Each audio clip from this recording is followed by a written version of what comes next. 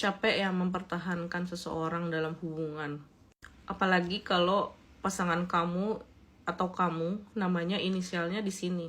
Aku sebutin ya. Yuk kita kaji sama-sama dengan tarot.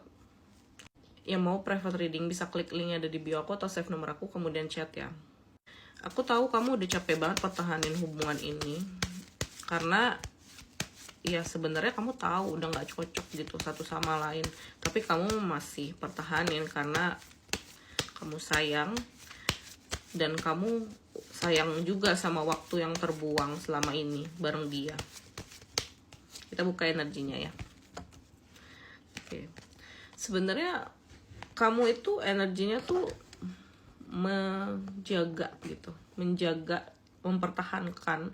Kalau aku ngerasa di sini ada yang sampai begging atau memohon untuk tidak putus sebenarnya, tapi dianya energinya terbuka untuk relationship lain.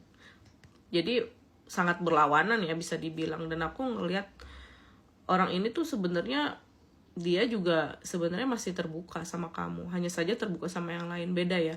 Kalau dulu kayak fokusnya di kamu dan bener-bener yang cuma kamu doang, sekarang ya dia ngerasa dia nggak punya komitmen yang harus dipenuhi. Mungkin ini adalah cinta, mungkin ini adalah sebuah hubungan yang sebenarnya kamu sama dia tahu nggak ada masa depannya atau susah buat dijalanin.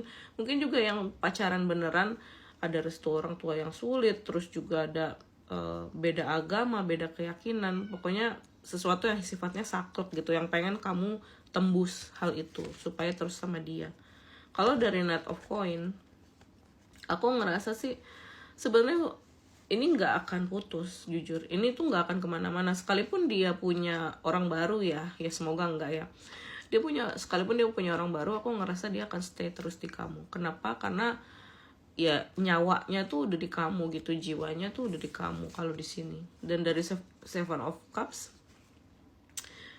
aku ngerasa di bulan ini ya kamu akan ketemu, akan menemukan dia bandel-bandel ngegap.